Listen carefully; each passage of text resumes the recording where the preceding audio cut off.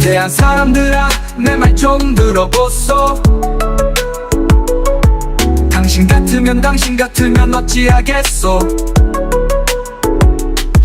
대한 사람들아 내 말 좀 들어보소. 내가 오죽하면 겸용을 내렸겠소. 지난 21일 윤석열 대통령은 헌법재판소에서 열리는 탄핵심판 제3차 변론에 직접 출석하였습니다. 대통령 측 변호인단은 지난 12.3 비상계엄의 핵심이었던 부정선거에 관한 증거를 일부 공개했는데요. 첫째, 유권자 등록 현황과 투표 여부를 관리하는 통합선거인 명부 시스템의 내용이 해킹을 통해 충분히 변경이 가능했고, 청인과 사인을 절취하여 실제 사전투표용지와 동일한 투표지 제작이 가능하고, 2020년 5월과 2021년 8월을 비교했을 때 영등포울 법원 출입문 봉인이 파손돼 있고, 일부 지역에서는 유권자 수보다 투표수가 더 많이 나오는 현상이 일어나고, 당일 투표지 일부 중 도장의 크기와 모양이 확연히 다른 투표지가 발생하였고, 또 투표관리관 도장인이 뭉개져서 무효표 처리가 되고, 정상적으로 기표한 후 접히고 섞여 있어야 할 투표지들이 신권 다발처럼 빳빳한 모양일 뿐만 아니라 심지어 서로 붙어 있어 개표인들이 손으로 떼어내는 모습이 여러 번 목격되었습니다. 이에 선관위는 원상 복원 기능이 있는 특수 재질 종이라며 변명을 했지만, 투표용지를 감지하는 전문가는 세상에 원상으로 회복되는 기능이 있는 종이는 존재하지 않는다라고 평가했고, 이후 선관위는 해당 변명 영상을 비공개 처리하고 비상계엄 이후 삭제했습니다. 어떻게 투표함에 들어간 투표지들이 나올 때는 서로 붙어 있을 수가 있죠? 이것은 어린 초등학생 아이에게 물어봐도 부정선거의 명확한 증거입니다. 하지만 가장 충격적인 것은 지난 12월 3일 윤석열 대통령이 계엄을 선포한 날, 계엄군은 선관위의 선거연수원에서 99명의 중국 간첩을 체포하여 일본 오키나와 미군 기지로 압송했다는 사실이 뒤늦게 드러난 점인데요. 이 간첩들은 미군의 신문 과정에서 자신들의 선거 개입 혐의를 자백했습니다. 이번 사건은 단순히 한 국가의 부정선거에만 국한된 문제가 아니라 국제적인 음모와 카르텔의 일환이다라는 것이 전문가들의 분석입니다. 현재 이 같은 부정선거에 관한 증거에 대해 부패한 언론사 대신에 많은 유튜버들이 계몽운동, 전국민 계몽운동에 앞장서고 있는데요. 가장 최근에는 한국사 1타 강사로 알려진 전한길이 대한민국 혼란 선관위가 초래했다라는 제목의 영상을 자신의 유튜브 채널에 업로드하여 부정선거 의혹을 언급했습니다. 이에 대해 더불어민주당은 해당 영상을 구글에 신고했는데, 선관위에 대한 발언에 왜 민주당이 발끈하는 것일까요? 이렇게 자유민주주의 국가에서 선거의 부정행위가 저질러지는 위기의 시국에 전국에서 정말 많은 애국 국민분들께서 광화문 광장으로 몰려 나오셨습니다. 저 역시 광화문 광장의 현장에 참석을 하면서 어린아이부터 또 청년들, 그리고 노년의 어르신분들까지 많은 분들을 직접 뵐 수 있었는데요. 오늘은 더욱 특별하게 부정선거에 관한 2030 청년들의 생각이 어떠한지 직접 들어보도록 하겠습니다. 그렇다면 저와 함께 따라와 보시죠. 내 말 좀 들어보소. 당신 같으면 어찌하겠소. 대한 사람들아 내 말 좀 들어보소. 내가 오죽하면 겸용을 내렸겠소. 윤석열 대통령이 직접 재판에 출석하셔서 변호인단이 부정선거에 관한 증거를 다 일부 공개를 해주셨어요. 부정선거에 대해 12.3 계엄 전과 이후에 어떻게 생각이 좀 달라지셨는지, 부정선거에 대해 어떻게 생각하시는지 궁금합니다. 저도 부정선거는 지금 언론이나 이런 데서 잘 다루진 않지만, 지금 황교안 TV나 또는 정마은 목사님 이런 TV를 봤을 때 부정선거에 대한 이런 자료들을, 증거들이 많이 나오고 있잖아요. 그러니까 문제가 있고 의심이 간다면 당연히 다시 어떻게 된 건지 국민들한테 보여줘야 된다고 생각을 하고요.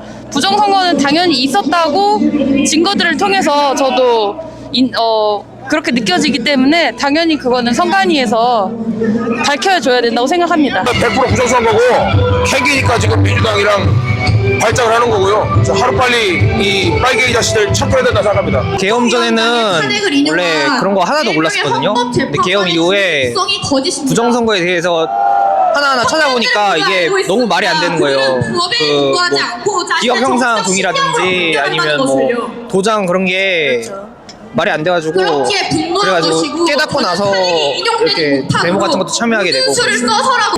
저도 처음에는 믿지 않았었는데 저 아버지가 저한테 말씀해 주셨던 게 분명 아버지가 아시는 분이 어느 지역에 가서 분명 자기가 원하는 의원을 뽑았는데 집계 통산을 봤을 때 그곳에 아무도 찍지 않았다라는 말을 접했었고, 그 말을 듣고 그 실제적으로의 내용을 보니까 정말 안 돼 있었더라고요. 그래서 그걸 보고 정말 부정선거가 이루어졌었다는 거를 다시금 그때 깨닫게 됐고, 그래서 이제 더더욱 부정선거가 확실하다라는 것을 알게 되었고, 그 부정선거를 빨리 확인하고 빨리 검찰이 이제 알아내서 그래서 그 부정선거를 밝혀내는 게 지금 빨리 이루어져야 된다고 현재 지금 생각하고 있습니다. 뭐 대선 때도 윤석열 대통령이 말씀하셨어요. 이재명과 표 차이가 어떻게 이거밖에 안 나냐. 윤석열 대통령도 너무 놀라셨고, 부정선거는 전부터 계속 있었다고 생각합니다.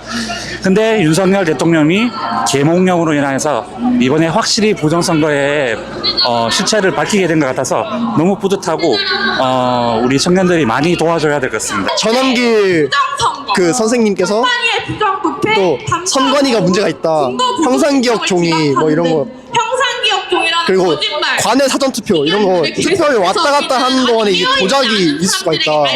그리고 영등표 그 개혁 사무실에서 봉인지를 뗐다 붙였다 하는 그런 여러 가지 문제가 있는데 수사를 안 하니까 따라 이렇게 유튜브에 올렸는데 선관위 얘기를 했는데 민주당이 발끈을 해서 고발을 한 거, 이렇게 모든 게 다 의혹이 넘쳐나다 보니까 주권 침탈 세력, 반국가 세력이 민주당이 아닌가 그런 생각이 들면서 이제 반발심이 더욱더 커지는 거죠.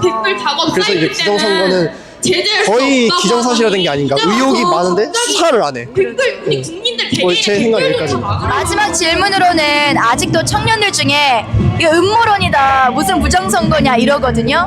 우리 2030 청년들에게 한마디 말씀 해주신다면 무엇일까요? 사실 2030들이 지금 믿을 수 있고 지금 볼 수 있는 것들은 거의 대부분 뉴스에서 나오는 것들이라고 지금 생각을 하는데, 2030들이 조금만 눈을 틀어서 다른 유튜버들이나 지금 배인규 대표님 뭐 여러 유튜버들이 하는 내용들 조금만 들어보면 확실히 윤석열 대통령님께서 잘못이 없다는 것을 알 수 있거든요. 그거를 조금만 눈을 틀어서 2030들이 빨리 제대로 된 정보를 저번에 오늘 입수해서 이 강화문이나 어느 집회든 이 자리에 같이 나왔으면 하는 바람이 있습니다. 자유민주주의의 주권인 이 투표권을 부정선거로 인해서 그 자리가 아닌 사람들이 있는 거는 문제라고 생각합니다. 그래서 이 부정선거가 많은 분들이 깨닫고 잘못된 언론들 자료들을 보지 마시고 유튜브나 아니면은 이렇게 자료들이 많이 나와 있으니까 그런 자료들을 통해서 본인이 어떤 게 의심이 간다면 자료를 좀 찾아보고 왜 그런지에 대해서 명확하게 확인을 하고 나서 목소리를 내야 된다고 생각합니다. 지금 요즘 2030 청년들이 많이 깨어나서 우리 자유우파 쪽으로 합류하고 있는데 너무나도 당연한 현상이라고 생각하고요. 여러분, 샤이 보수란 없습니다. 뉴스를 볼 때 그냥 무작정 믿지 마시고 팩트체크를 하나둘씩 하다 보면은 저들이 멍청해서 그런 걸까요? 의문점이 들 겁니다. 뭐 공정, 정의, 평등 이런 좋은 말로 현혹시키는데 시작일 뿐이라고 알고 보니 그 뒤에서는 이제 않으면 다시는 돌이킬 수 자기 자신의 이익만을 앞서 말씀드린 추구하는 극소 두 가지가 뭐라고요? 그런 전체주의적인 부정선거와 여론이죠. 당은 잘못된 것 같아요. 우리는 앞으로 부정선거와 여론, 중도층들을 계속해서 여튼 좀 팩트체크하고 우리가 가야 할 앞뒤 방향을 다르고 하는 말도 맨날 바뀌니까 알려주는 것입니다. 그런 행태를 보면은 어느 쪽이 잘못했는지 바로 알 수 있을 겁니다. 언론에 속지 마세요. 언론에 속으면 안 됩니다. 오늘 인터뷰를 하면서 저는 이런 생각이 들었습니다. 지난 윤석열 대통령의 12.3 비상계엄의 대상은 국회도 아닌 국민도 아닌 오로지 중앙선거관리위원회 선관위의 부정선거였습니다. 부정선거란 단순한 불의의 문제도 아니고요. 어떤 정치적인 논란도 아닙니다. 부정선거는 대한민국의 자유민주주의 근간을 뒤흔들고 국가의 정체성 자체를 위협하는 아주 중대한 사안입니다. 역사를 되돌아보면 1960년 3.15 부정선거가 저질러졌을 때 부정선거에 개입한 모든 정치 세력은 숙청당했습니다.